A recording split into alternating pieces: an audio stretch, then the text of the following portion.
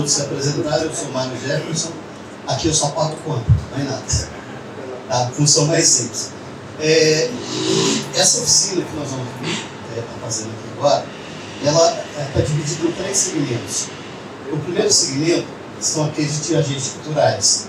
Então nós temos o Fábio, o João, a Thay, a Ana, que são agentes culturais que estão participando de todas as etapas, né?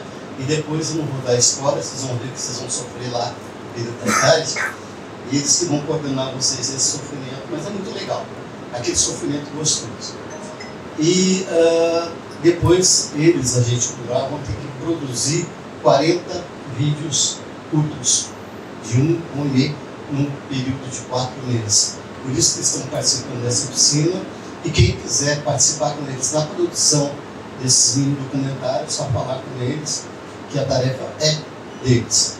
Em relação a vocês, vocês vão produzir um vídeo hoje, tá? Sair do lugar comum e já estar fazendo. E depois, são 4 oficinas, essa é a terceira. Nós teremos ao final 4 vídeos produzidos. Aí nós vamos chamar todos vocês aqui, das 4 turmas que vieram, para se conhecerem e assistir aquilo que vocês produziram durante as oficinas. Isso aqui só foi possível graças ao edital 48/2024, da PNAD, do ciclo 1 do governo do Estado. A gente está realizando várias oficinas. Já fizemos oficinas de acessibilidade, fizemos outras oficinas de audiovisual, e a gente vai continuar fazendo essas oficinas, porque a gente entende que a nossa vocação aqui é de estar fomentando para que surjam novos atores para estar ocupando esse espaço que é tão assim disputado, mas é muito gratificante. A gente pensou numa oficina que não canse muito vocês, mas que vocês possam sair daqui com um bom conteúdo. E a gente continua aqui à disposição, se vocês quiserem participar de nossas atividades depois de fazer os cursos, aqui está livre, porque nós somos uma UCIP, sem fins lucrativos, e nós trabalhamos fortemente com essa questão de projetos culturais, levando a cultura, a arte, aonde o aparelho do Estado não chega. Então nós temos, por exemplo, o Cine Rural, que a gente vai inaugurar um telão de 1.500 polegadas, e eles ficam encantados por brincadeira na tela de cinema na vida. E a gente leva a produção de vocês. Nós temos esse espaço aqui do Cine Clube, que está aberto para quem tem produção já e queira exibir a produção. Está aqui. Gosto de fazer teatro, quer fazer uma peça? Está aqui, pode usar à vontade esse espaço aqui, que esse espaço pertence à comunidade. Então, o meu papel aqui hoje é só de agradecer. Nós estamos aqui com o André Ferreira. O André Ferreira vai dar uma palavrinha com você. A Cláudia vai estar fazendo uma oficina. Primeiro, quem é você? Você, né? O André começa primeiro, depois a Cláudia, depois o Daniel vão estar aplicando. O que eu falei, então nós temos vocês, que são os oficiantes, fazendo as oficinas, nós temos o agente cultural e nós temos os monitores. Os monitores é o André, a Cláudia e o Daniel. Qualquer dúvida é só perguntar para ele. Né? E eu só sou pagador de conta. Né? Tem que pagar a conta. Né? André, então, o André Ferreira, ele já se apresentou, ele é jornalista, cineasta, tem uma vasta experiência. Ele ganhou um edital, a emissora ganhou um edital, despachou para o Rio de Janeiro, graças a Deus, por 1 ano e meio lá, estudando na Escola de Cinema da Darcy Ribeiro, e voltou com essa bagagem para estar passando para a gente. A Cláudia e o André, eles fizeram também vários cursos. É CAT TV, como você chama? A Cláudia e Daniel. CTAB. E esse conhecimento que eles adquiriram também, eles estão compartilhando com vocês. Tá? Eu não fiz curso meu, só pago conta. Com vocês, André. Aqui nós temos um exemplo de roteiro, né? Feito pelo Jorge Furtado, Ilha das Flores. Alguém já assistiu esse documentário? É um documentário premiadíssimo. E ele começa lá. Sobre o fundo preto surgem letras brancas, sucessivamente as seguintes frases: este não é um filme de ficção, essa não é a sua vida, Deus não existe. entra um globo, as frases desaparecem, fade e surge um globo girando, como no início de Casablanca. Ele definiu aqui como ele queria, né? Sobre o globo aparece o título do filme, Ilha das Flores.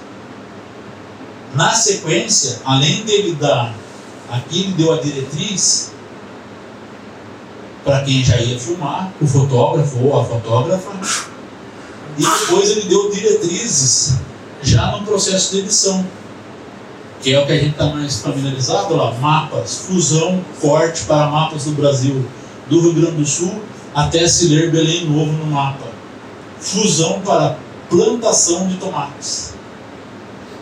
Câmera na mão, avança numa plantação de tomates em Belém Novo em direção a um agricultor. Então a gente vê que a estrutura foi pensada para que toda a equipe pudesse ter noção do que ele queria.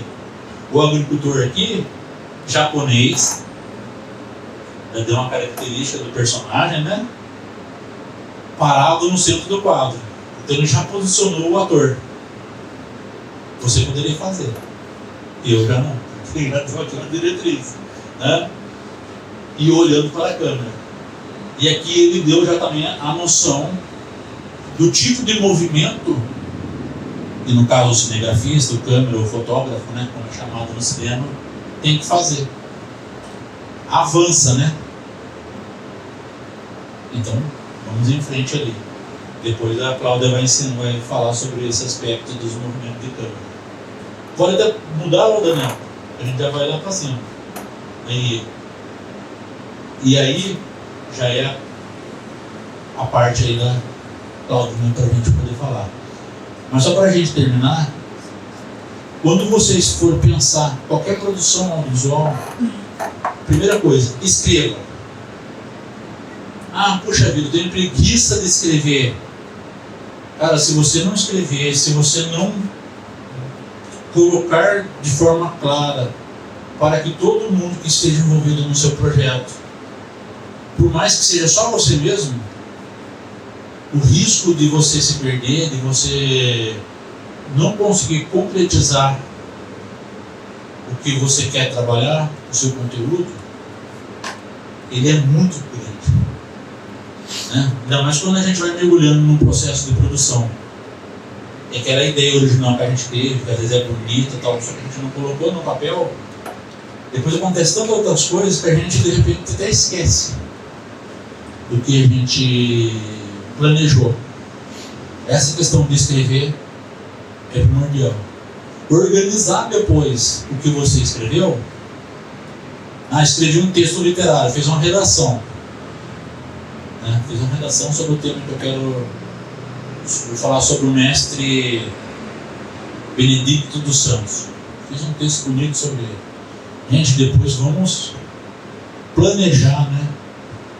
Mesmo hoje nós temos aí aplicativos que ajudam muito a gente a fazer roteiro, né? Vários deles aí na internet, a gente pode baixar no celular. Já dá até a oportunidade de a gente colocar os aspectos técnicos, os aspectos artísticos, né, que seria a locação onde a gente vai fazer, o tipo de câmera que a gente vai usar, né, a parte técnica, o horário que a gente vai filmar, depois a parte artística, como que vai ser o personagem, de repente até um perfilzinho do personagem ou da ação que ele vai desenvolver. Por exemplo, o João está chorando no canto da sala. Indicando que o João está numa situação dramática. E depois como que vai ser o diálogo. Porque se a gente não souber isso, a equipe não souber isso, e o elenco não souber isso, não sai nada. André, duas coisas só. Você tá com aquele modelinho de roteiro também? Aquele certinho, todo padrãozinho, que eu acho que seria interessante para o pessoal ver também, caso esteja. Tem aqui, ó. Eu acho que é interessante para todo mundo pegar, porque eu acho que hoje em dia esse é o modelinho mais usado, né? Geralmente. E outra questão também, eu que escrevo o roteiro, sempre que eu faço algum roteiro com diálogo, tudo mais, vou passar pela equipe, eu faço ele o mais detalhado possível e passo esse mesmo roteiro também para os atores. Mas como você comentou há um tempo atrás, também não é incomum fazer ali uma versão para os atores, né? Só algumas falas. Você entende? Você sabe explicar o porquê disso? Porque, por exemplo, eu gosto de ter toda a descrição de cena, toda a questão de enquadramento, toda a questão do personagem também saber, às vezes, até como que ele vai guiar o corpo, o que ele vai fazer, como que ele vai se movimentar espacialmente, e não só ir ali no que o diretor está falando. Mas realmente eu já vi essas versões que são meio que versão de ator, sabe? Que é mais só a fala. Então, eu gosto bem, eu pessoalmente gosto de trabalhar com a versão completa. Para todo mundo. O Daniel também é um espírito isso, né, Daniel? A gente já fez roteiro. Quanto mais as pessoas entenderem, facilita muito isso na produção. A reunião de pauta é muito importante para a gente passar os conceitos, para poder ter agilidade no estúdio ou no set de locação. E geralmente, quando a gente produz um curta ou um longa, a gente gosta de fazer os ensaios para poder posicionamento de câmera, porque quando vai para o set, você ganha agilidade e qualidade. Porque você não precisa ficar demarcando o momento ali. Quando chega no set, a pessoa já sabe a posição, o local, sabe aonde a câmera vai estar naquele momento, porque a gente já fez isso no estúdio. Acho que a primeira coisa é reunir, né? Reunir a equipe técnica, reunir o elenco e fazer a leitura. E a equipe de apoio também. Fazer a leitura do roteiro inteira. Porque daí todo mundo vai entender o porquê. O porquê de estar se fazendo. Geralmente o orçamento também é muito apertado, então a gente tem que otimizar o máximo possível para poder ganhar em agilidade, qualidade, e às vezes as locações são emprestadas ou alugadas, você não pode passar do tempo que você propôs à pessoa. Então a gente tem todas essas limitações que interferem muito no trabalho. Eu vou citar para vocês agora uma coisa que aconteceu com a gente domingo, tá? A questão técnica a gente pode falar. Eu fui fazer o personagem Eliel lá no registro, num sítio. Esse personagem ele é um personagem misterioso que ele só aparece para algumas pessoas. Tem a Ruth, que é a que conseguiu vê-lo o tempo todo durante a novela. É uma novela independente, o Meu Céu Era de Bronze. E depois, ao final, ele aparece para mais algumas pessoas que conseguem enxergá-lo daí. Mas nem todo mundo consegue enxergar. O diretor marcou para a gente filmar, começar às 7 horas da manhã. Beleza? Por que ele marcou às 7 horas? Ele ia começar às 8 com todo mundo, porque tinha a cena do casamento. Mas ele marcou às 7, porque no caso, eu mesmo teria que estar aqui às 9, quando nós tínhamos oficina. Bacana. Aí tinha um roteiro lá, a filmagem do Eliel aparecendo com a Ruth, etc e tal, ela conversando com ele, fora do casamento. Só que depois tinha a cena do casamento em que o Eliel entrava com a Ruth na igreja. Como que deveria estar o elenco nesse momento? Todo mundo pronto. Dentro da igreja já. Teve gente que não estava. Teve gente que sequer tinha maquiado. Ficou de fora da cena da novela por causa disso. Aí eu não vou nem questionar se não teve acesso ao roteiro ou se não leu o roteiro.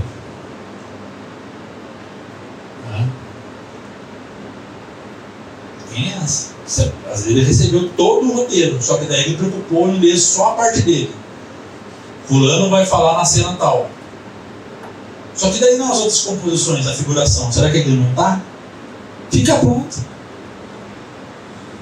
Então faltou, de repente, às vezes tem uma leitura total da situação e entender o que ele tinha que dar naquele momento.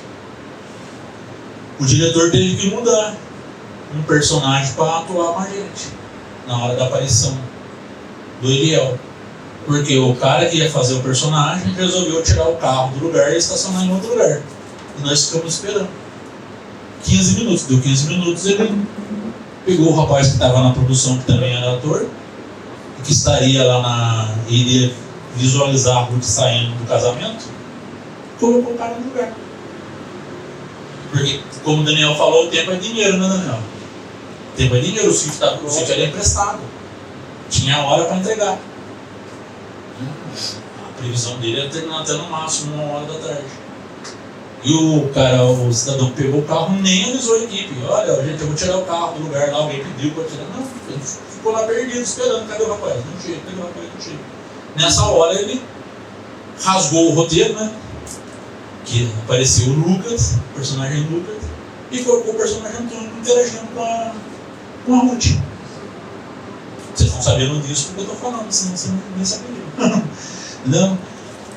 Então, acontece isso, a gente sabendo do que se trata, inclusive os detalhes, às vezes, mais simples.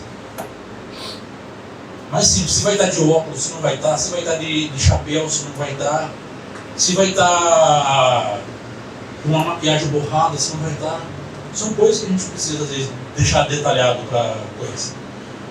Só para a gente terminar, Walter Lima contou uma experiência para a gente, que ele encontrou uma personagem para um filme dele, maravilhosa, tinha um cabelo grande, era a personagem que ele queria.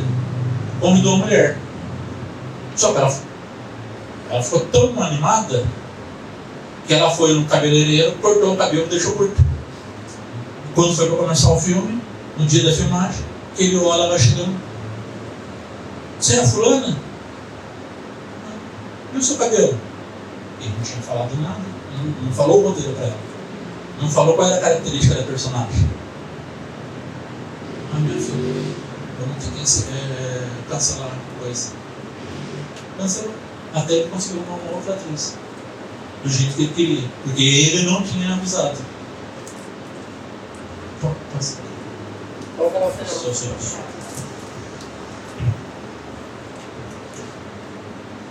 Bom, então, bom dia a todos. O meu nome é Celso, eu sou cinéfilo também, nasci no Quinta Bateira e já de algum tempo eu venho interagindo aqui com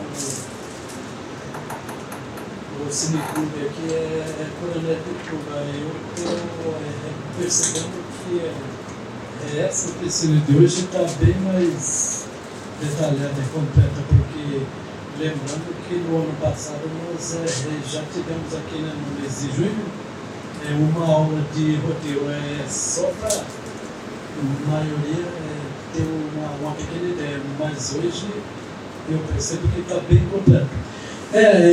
Dentro do contexto que eu quero mandar uma questão ali para o Dedé, né? Então, aí você está falando aí sobre o processo de criação, direção, roteiro, enfim, né? Que envolve toda uma equipe, né? No seu caso, já houve algum impedimento, assim, alguma barreira? Porque é sabido por todos aqui, seja no cinema profissional ou mesmo no amador, né? Nas produções independentes, que sempre surgem obstáculos assim, né? Principalmente às vezes até por conta das autoridades, né? E já houve no seu caso assim, em algum momento de você estar em algum trabalho e ser travado ali? Obrigado pela questão. Seu Celso, essa questão são desafios que aparecem a todo momento, né?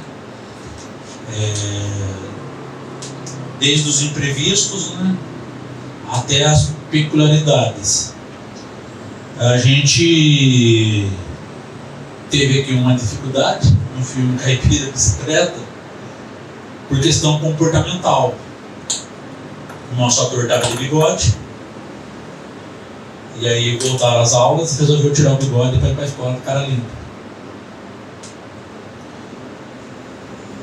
Eu queria voar no pescoço do ator.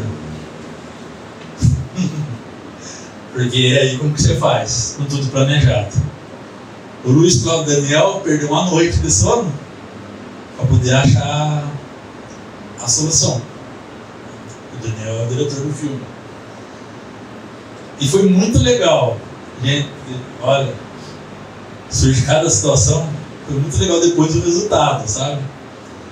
Mas pra gente resolver isso foi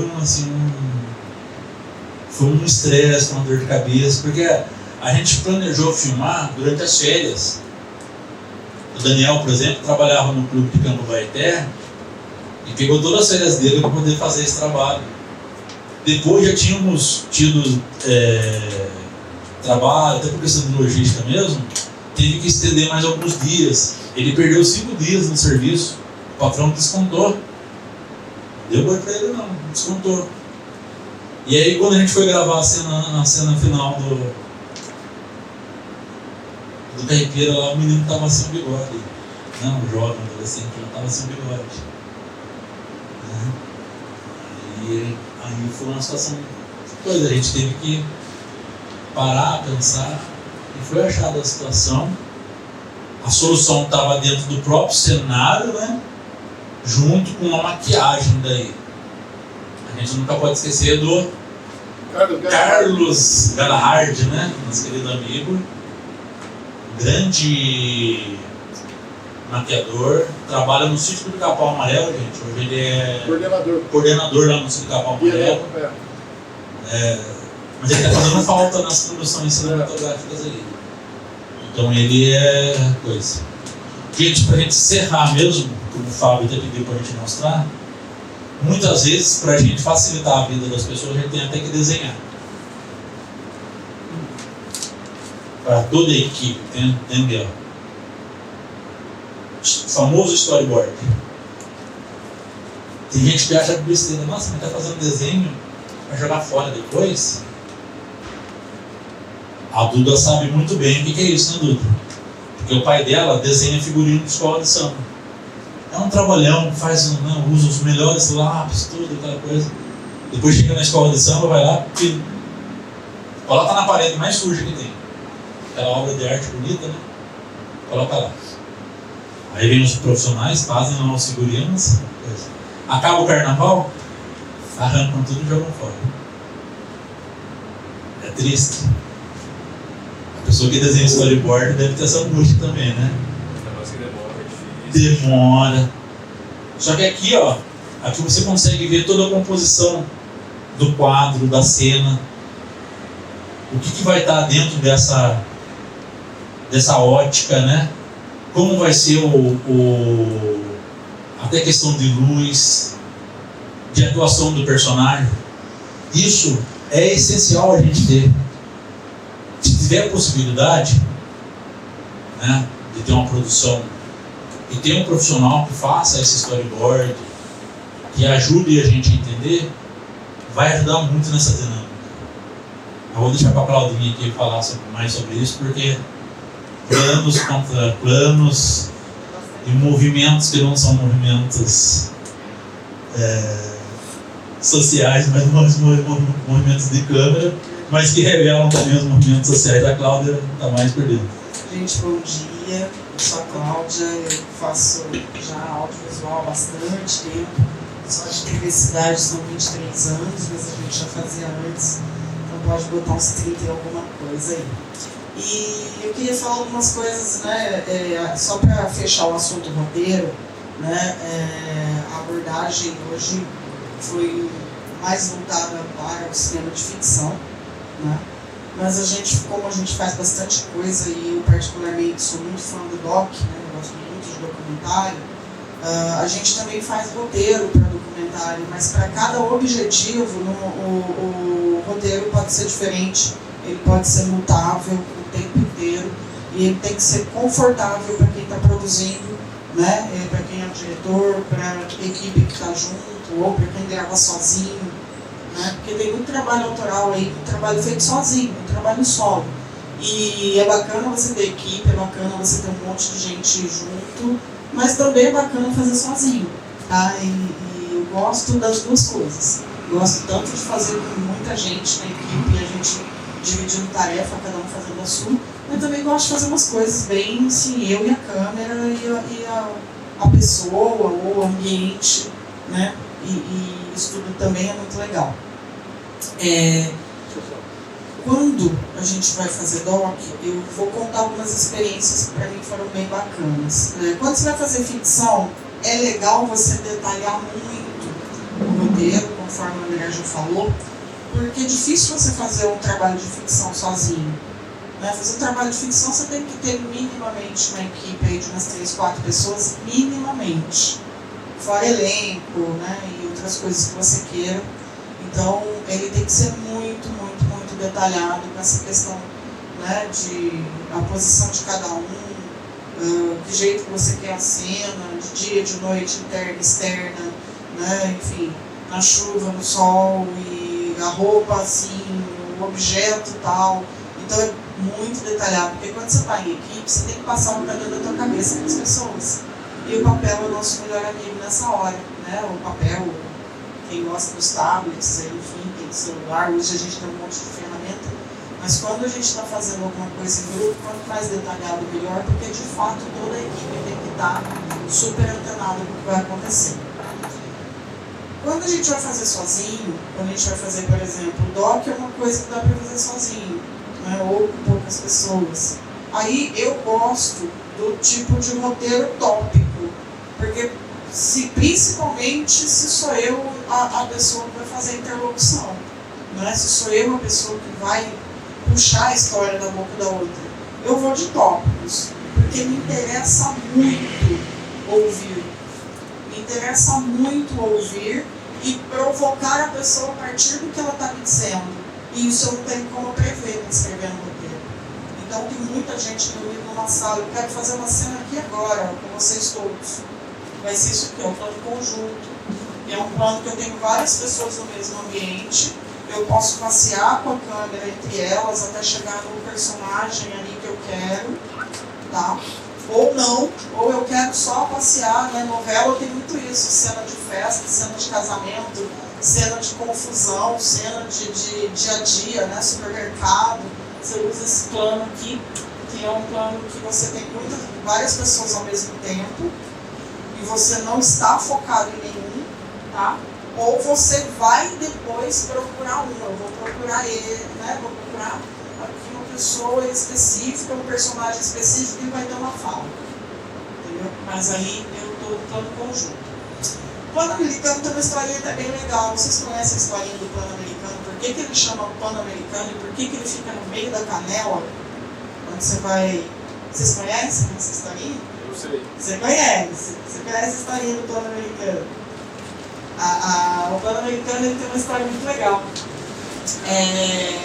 Quando você enquadra a pessoa a partir daqui, ele chama americano porque ele nasceu na América, nos Estados Unidos. E esse enquadramento aqui de meio da perna, ele surgiu na época dos filmes de Bang Bang, porque o personagem tinha que sacar.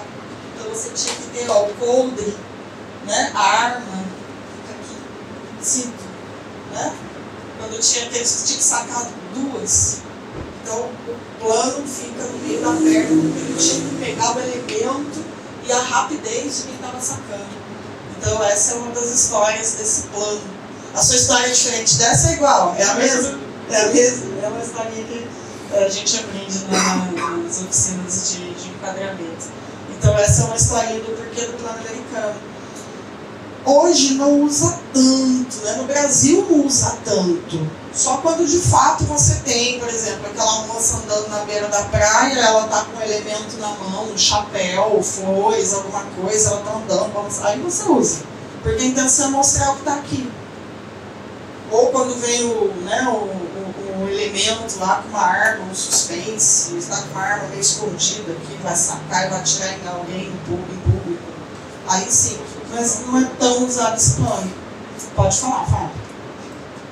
Eu acho que hoje em dia é mais utilizado o primeiro plano, o plano detalhe, porque meio que se entendeu que tem coisas que não precisam aparecer, Perna, joelho, essas coisas. Só para dar algo muito específico. Então o cinema ele acaba, a não ser que seja mais a novela. A novela é um pouco mais tradicionalista, ainda tem aquela estética de novela. Sim. Mas algumas novelas também já estão indo por esse lado que é um plano mais fechado, um detalhe, primeiro plano, primeiríssimo plano, detalhe mesmo. Antes, a ideia do plano plano americano era você meio que antecipar na imaginação de quem está assistindo o que será que ele vai fazer com isso. Por que esse negócio está escondido aqui, está meio atrás, está meio... Então é meio para criar esse... Meio que na mesma lógica da escola. Isso. Então, mas hoje em dia não se usa tanto. Bom, o plano médio, né? O plano médio da cintura para cima é bastante usado hoje, principalmente quando você faz aquele plano conjunto, tem várias pessoas dentro do ambiente, você costuma mostrar a pessoa de corpo inteiro, né? Então sempre é aqui, inclusive é o que mais usa em novela, o plano médio. O plano médio é quase que o geral. O plano próximo, né? O enquadramento próximo, pescoço para cima, né? Que a gente chama, né, de plano fechado, plano mais fechado. O close-up, que é o rosto mesmo, né? O close de rosto, né? Close-up. Bastante desses planos são os mais usados no Brasil. E tem umas coisas que a gente gosta bastante, né, de movimento, também tem movimentos que eles falam por si só, né, e às vezes o personagem nem precisa falar nada, né, nos filmes de suspense, por exemplo, usa-se muito, né, meio rosto, dá aquele suspense, nossa, quem é essa pessoa, esse olhar, né, dá aquela coisa de mistério, e a reação mesmo, né, de espanto, de alegria, de tristeza, como sempre, né, onde a gente se expressa melhor, né? Então o close-up é bastante usado para mostrar mesmo a emoção. Novela mexicana, então, com aquela choradeira, né, chora, tal, você mostra aqueles olhos chorando, uma pessoa, né, fazendo aquela dramaticidade, toda usa bastante.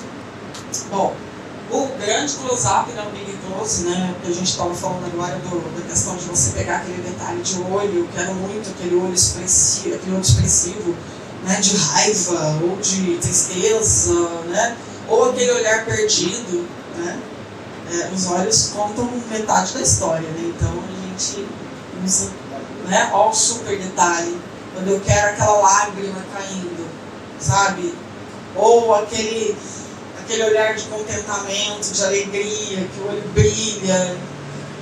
Então, a diferença entre o close-up, o close-up, pescoço para cima, o super, né, o grande close-up, só aqui é o desenho do rosto, o detalhe, né, ou sua nariz ou sua boca, quando a boca está falando alguma coisa que você quer, às vezes nem está falando, mas aquela expressão, né, e é bacana.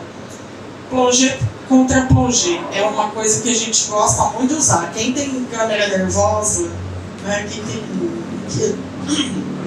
inquietudes, a gente usa muito o plongé contra plongé.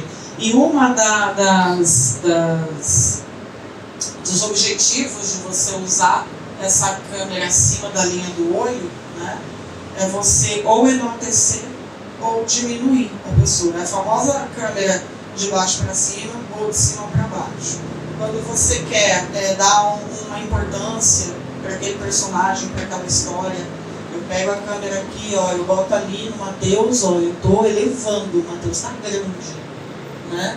Ou quando eu quero, vamos lá, usa muito em filme de guerra, né, a submissão, quando chega o general lá, o estrelado e tal, e ele quer tornar uma pessoa submissa a ele. Ele é grande, a pessoa está lá.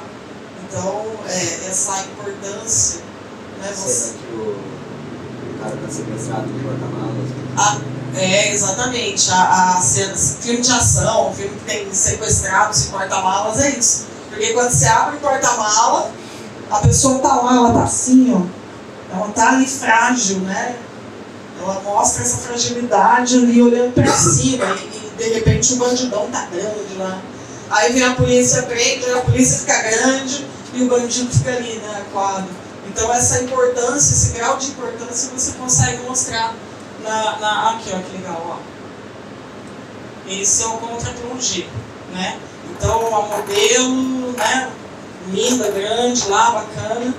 E quando eu quero diminuir alguma coisa ou alguém, aí eu quero diminuir a importância daquilo na história, eu faço o contrário, a pessoa fica lá embaixo, né? Que aí já é o contra-plongé. Plano zenital, a gente gosta muito. Principalmente quando a gente vai fazer cena. Eu gosto muito de usar esse plano com criança brincando, sabe? Eu uso muito com criança isso. Né? Quando você está acima da cabeça, mas está aqui, ó, como se estivesse embaixo dessa música, sabe? É legal também para pegar, por exemplo, a pessoa desenhando, coisa assim. O detalhe do que ela está fazendo, no caso aqui é um músico, mas uma pessoa escrevendo, desenhando, fazendo algum trabalho manual, alguma coisa em que o fazer dela esteja no grau de importância. Aí esse plano mostra bacana.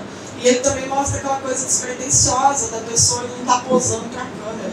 Ela não está nem vendo a câmera, ela está só ali. Né?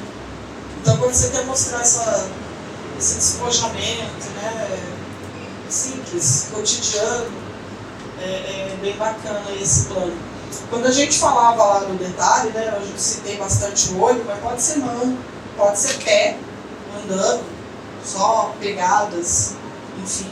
Né, não fica restrito a parte de cima do corpo, não, o super detalhe, tá? Bom, os movimentos, né? Panorâmica. Antes existia um padrão que as pessoas falavam, tem que ser da esquerda para a direita. É o certo. Hoje, eu Cláudia, eu desconstruo bastante isso. Direita para a esquerda, da esquerda para a direita, é você que está contando a história. Esse negócio de ficar preso nas caixinhas, nos padrões, eu sou bem, como fala, rebelde nesse aspecto. Tá? E eu acho que todo mundo tem que ter essa liberdade. Então não importa, tem que ser da esquerda para a direita. Não, tem que ser aonde o diretor, quem criou a história, tem que ser do jeito que a pessoa quiser. Eu não sou muito. Eu acho que a gente tem que ter liberdade no audiovisual. Né, e faz parte, né, essas decisões faz parte dessa liberdade. Então, enfim, movimentos na horizontal são as panorâmicas, tá? Então eu digo aqui, vou fugir do padrão, tanto faz direita para esquerda para direita, tá? Vamos lá. O traveling, né? Quando elas... hoje em dia quase ninguém usa traveling mais, né?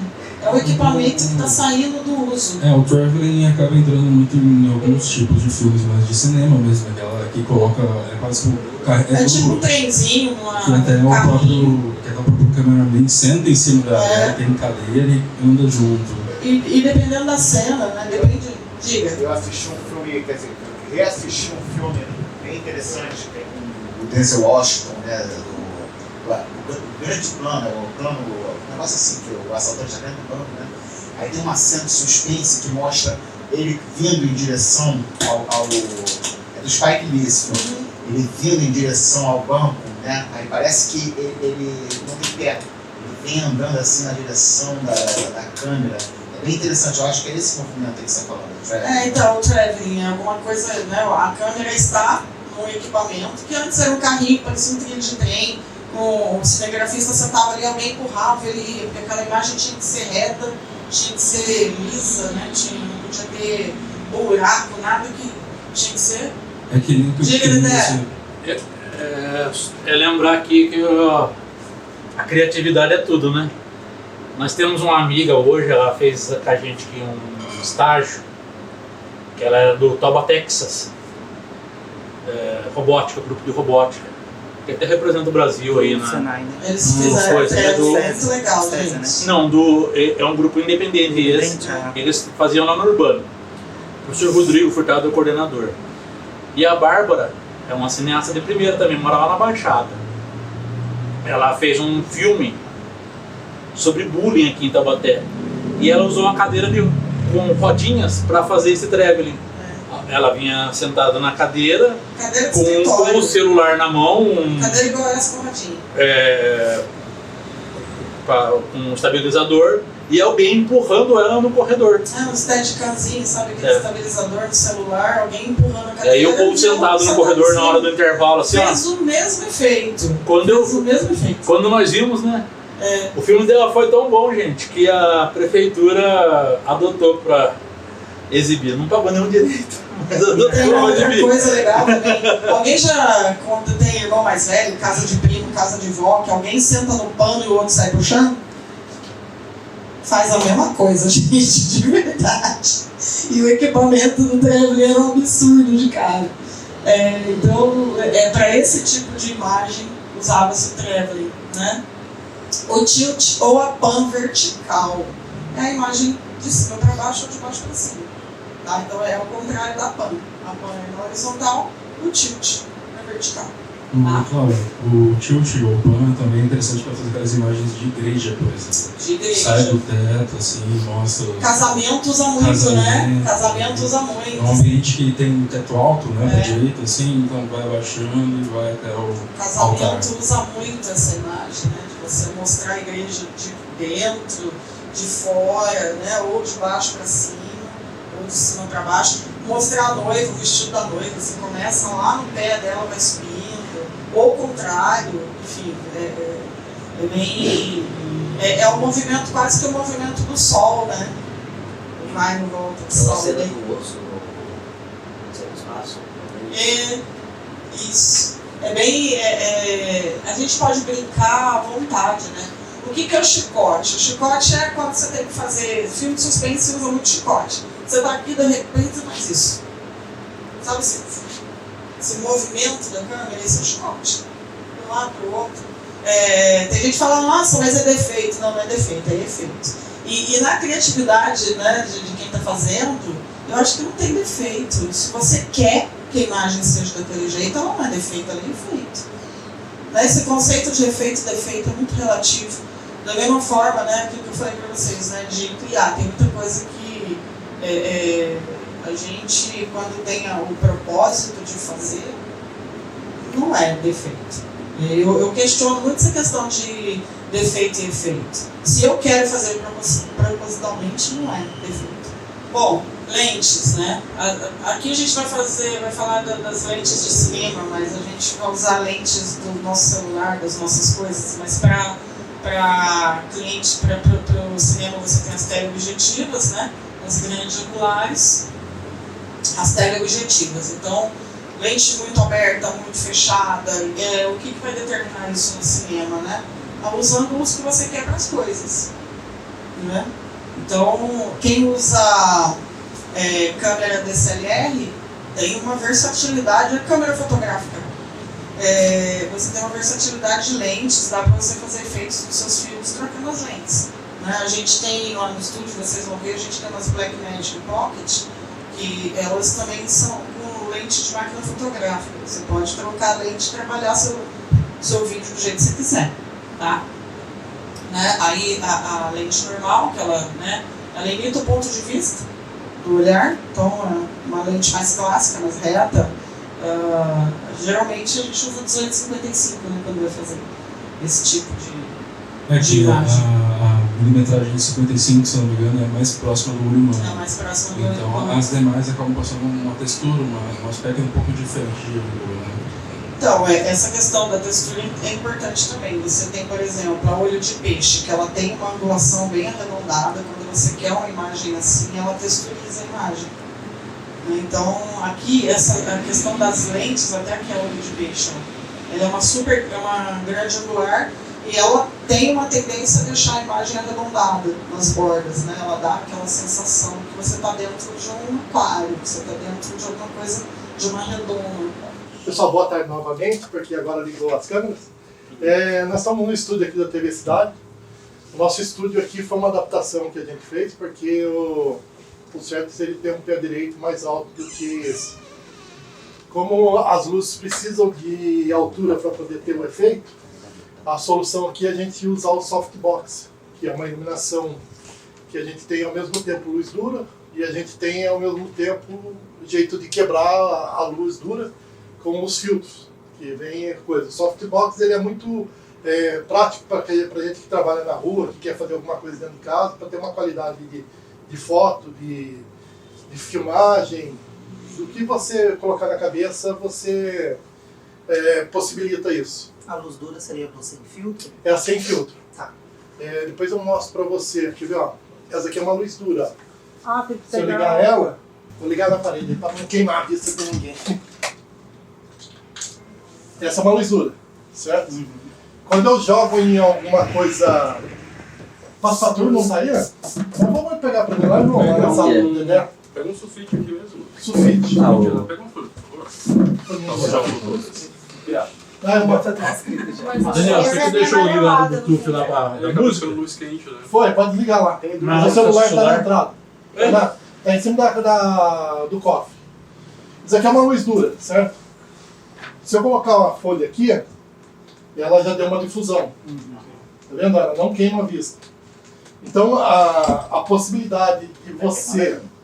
Não, mas mesmo assim ela Essa é bem, muito forte, cara. ela bem mais forte.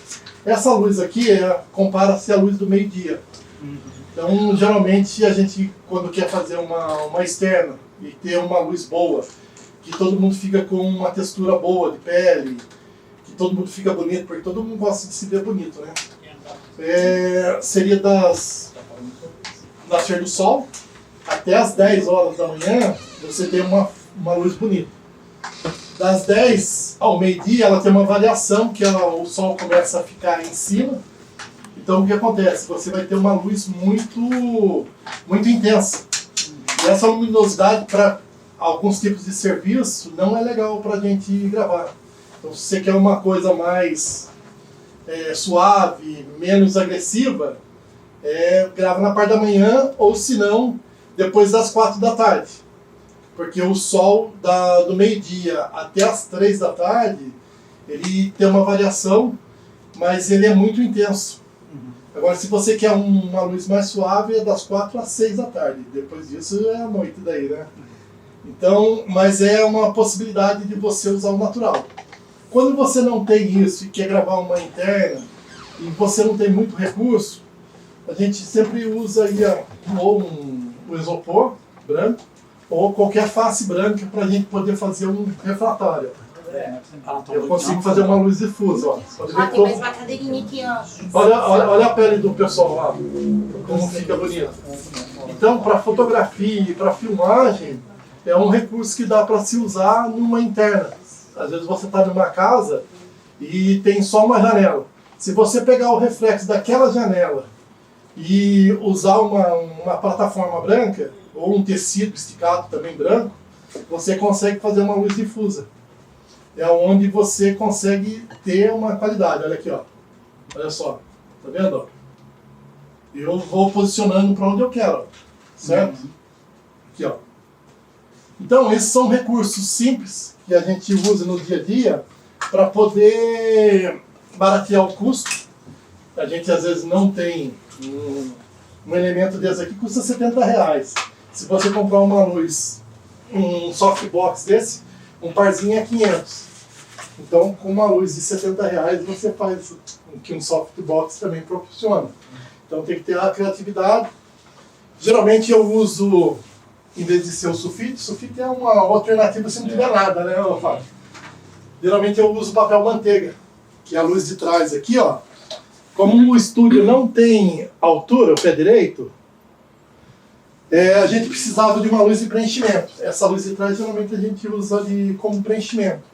Para não ficar aquela sombra atrás, para tentar tirar toda a marcação do estúdio. Como a luz aqui é de ataque, por causa da altura, a gente colocou ela aqui de ataque, porque não tem altura para poder proporcionar a claridade necessária. O Fábio vai bater a claquete pra gente. Tá, deixa eu já botar no rec. Dessa vez eu vou falar somente para explicar também a questão da claquete. Daí pede silêncio no estúdio, gravação. Celso, muito obrigado. Foi um prazer falar com o senhor. Obrigado mesmo. Certo.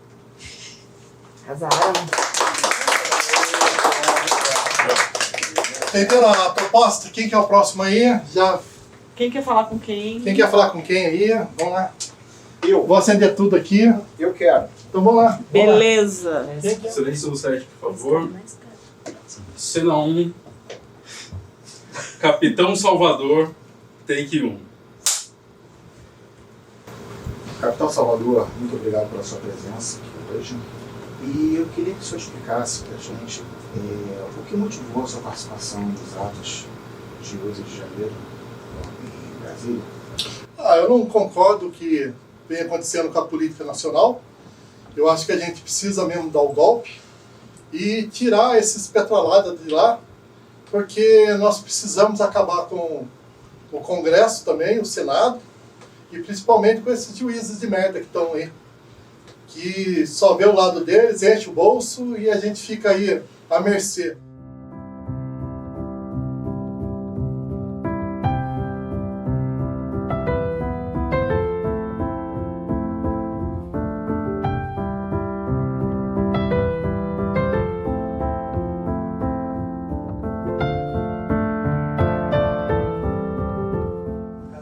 Mental?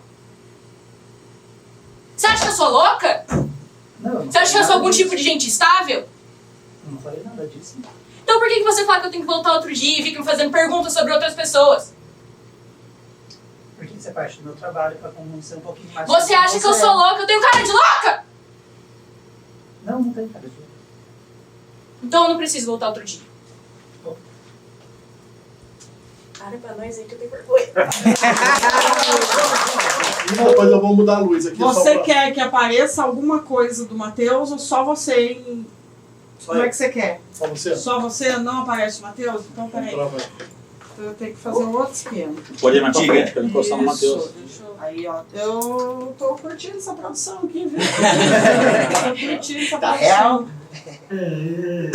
Do meu seio familiar, eu acredito que eu, né, em casa lá, que adquiri já desde tenra idade esse fascínio aí pela sétima arte. Isso inclusive me levou aí, depois dos primeiros estudos, né, aí eu fiz 2 cursos universitários, História Universal.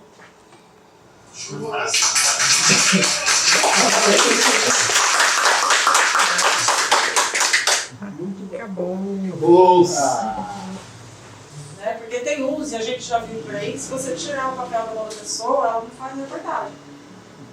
E às vezes o que está escrito ali não foi ela que fez, foi a produção lá na emissora que fez, de repente nem tem nada a ver. Às vezes a pessoa quer falar outra coisa. Às vezes perguntando um negócio nada a ver, o que você queria falar não era aquilo, a mensagem que você queria dar não era essa. Um exemplo bem legal, eu acho, Né? na entrevista deles dois, né? Ah, achei Porque massa. ele fez um roteiro, né? Vocês fizeram um roteiro. E no meio do vídeo, ele se levanta e vai, assim... É que eu planejei fazer isso, porque eu não contei pra ele. Então, mas olha que legal, o que a gente E ele falava não perdeu, hoje? ele não se abalou em nada. Né? A oficina do André, o roteiro, escrito, ficção e tal, né? E ele deu as várias nuances do roteiro, as várias formas de roteiro. Você fez um roteiro escrito. O Matheus fez um roteiro não escrito, o roteiro estava aqui. Mas ele sabia exatamente o que ele queria fazer. Né? Então, é muito livre isso, é de cada um. Não necessariamente você tem que fazer aquele modelo de roteiro que alguém ensinou. Né? Não. Saiu do jeito que você queria? Tava aqui. Mas eu acredito que, tipo assim, se eu tivesse mais tempo de conversar, combinar, teria sido melhor, obviamente. Mas eu fiz mais na base do improviso. Eu tinha que encaixar em alguma maneira a personagem gritando, perguntando se ela é louca. Ela é, visivelmente, mas... Sim. Mas aí que tá. Você teve uma ação e ele teve uma reação. Era a reação que você queria? Todo mundo reagiu. Sim, foi. Sim, por isso que eu não falei pra ninguém que eu ia fazer isso. Então, mas de repente, às vezes a gente tem que pensar um fim, nesse caso, muitas vezes justifica os meios. Então, ele queria uma reação. Deixa eu passar uma referência pro Matheus aqui. Por favor. Assista Jogo de Cena do Coutinho, Eduardo Coutinho. É verdade. Assista Jogo de Cena. Então, ele queria uma reação, só que se ele contasse, galera, então é o momento eu vou fazer isso, vou dar um grito. Uma reação não ia ter. Não ia ser a mesma. Não ia ter. Então todo mundo reagiu, né? O seu psicólogo forense reagiu e todo mundo que estava em volta, porque até a questão de ir lá e dar uma levantadinha na câmera, foi uma reação. Né? Então, depende muito do que você quer. Dependendo do que você quiser, é isso. É isso aí. Né? Dependendo do que vocês querem, desenho, o storyboard, né? O storytelling, né? Roteiro, tudo belezinha, conforme manda o figurino. A escola clássica, a gente fala da escola clássica, né? A escola clássica é aquele figurino. Mas aí, quem diz que a gente não pode subverter a ordem das coisas? Né? O que a gente faz é tão livre. Né? E é para ser livre, eu digo que não for livre. Fica uma coisa bacana. Né? Então, é isso. Então, essa é a consideração que eu queria deixar aí, né? A gente entender que tudo é mutável, entender que tudo é livre e entender que o fim justifica os meios, sim. Né? Os fins justificam os meios, dependendo do que você quer. Né? Quando a gente fez o carteira de bicicleta, teve essa questão surpresa também. O Daniel queria uma reação da atriz e não falou nada com o elenco. Ele queria que ela tivesse uma atitude de raiva. Pleno sabadão à noite, todo mundo curtindo na balada e a galera gravando o filme. Ele chegou na cabeça dela, mas escuta, acabei de receber o torpedo aqui que seu namorado tá com a menina lá, não sei não. Pronto! Irou! A atriz ficou irada. Aí ela foi pra cima com o personagem. Para de perturbação, não sei o que. Fez um berreiro, porque ela botou o ódio que ela tava.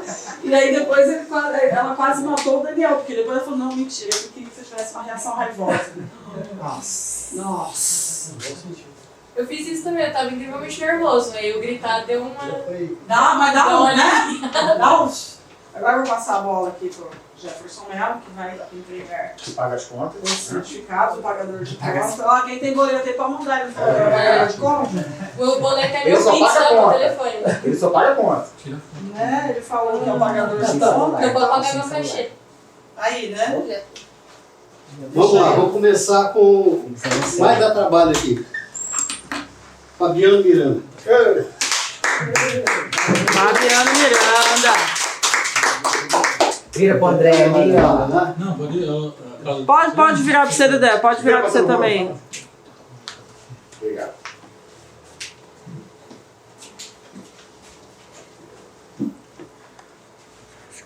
Bora lá? Matheus. Eu. Tem que fazer um Pix. Não, tem que ser pra mim, se vai ter que pagar meu cachê. Vamos lá. Peraí, deixa eu soltar o cabelo, peraí. Aí, chique. Cuidado. Ficou horas nesse dread, tem que sair legal.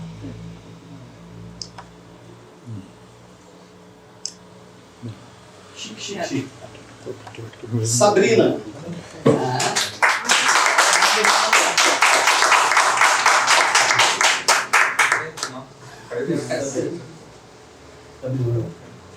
Eu tenho que aprender a fazer make com a Sabrina. Vocês viram de manhã? Não sei fazer, mas... Pronto? Maria Eduarda. Dudinha.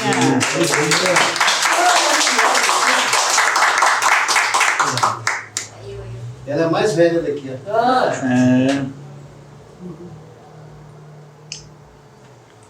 Tá horrível porque ela fica distante. Luiz Miguel.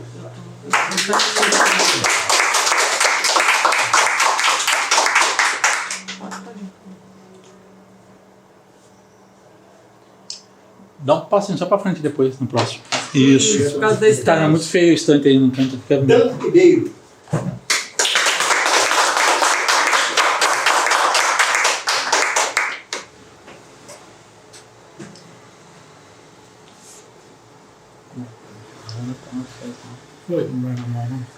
Celso Fernandes.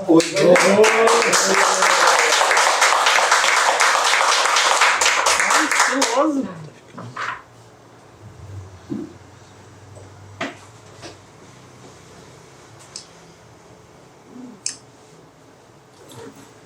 Obrigado. Não conheço essa pessoa aqui. Tainã Gabriele Rodrigues.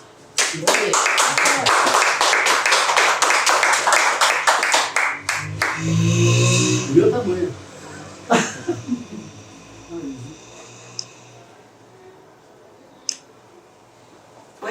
Foi. João Vitor Almeida Rossi. Mais uma. Coleção.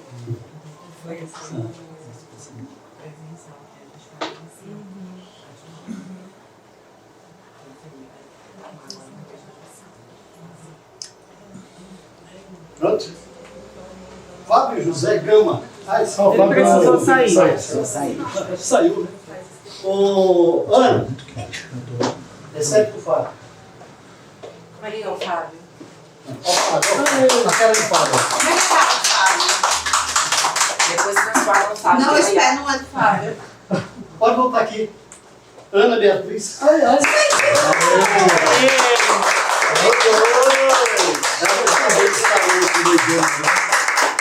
Está certificando isso? Ganhou 2 diplomas.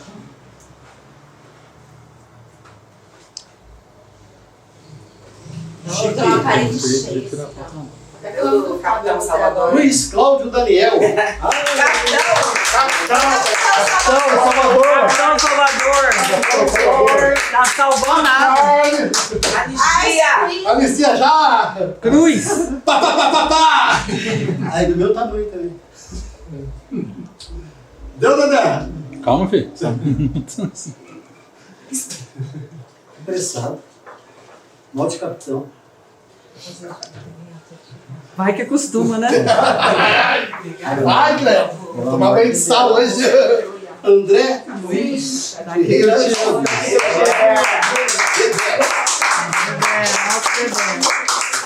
Salvei sua pele hoje, Dedé. Era pra você, o seu Capitão Salvador. Você saiu na hora certa. O dele tem que esperar a rodinha, né? Fazer o círculo inteiro. Popcorns. Pegue na rodinha. Aí. Era pra você. Cláudia Melo. Vai lá, Cláudia. Nossa, eu não vou ter parede pra pôr mais depois. Bateu. Vou pedir pro Fabiano me ajudar a tirar tudo da parede pra pôr os novos. Vambora. Peraí.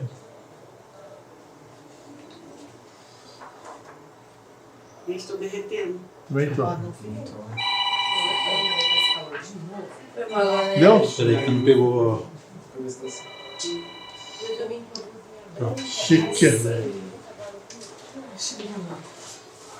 Já acabou embaixo? Jonathan William.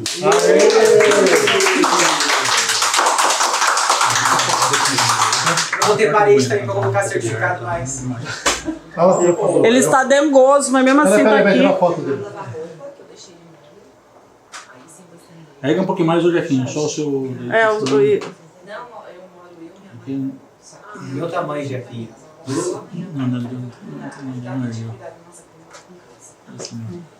Aí, obrigado.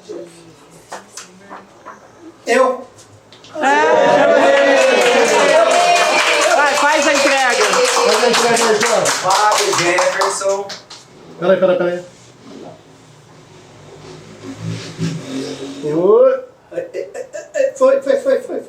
Foi. Foi ele. Cadê todo mundo aí? Aê! Pessoal, muito obrigado. Olha o gol. A casa está aberta. Quem quiser vir tomar um café para conversar com a gente aqui, põe o seu Quem tiver projeto. clube, nós vamos chamar todo mundo para vir assistir. Quem tiver seus projetinhos guardados na gaveta, traz pra cá. Satisfação.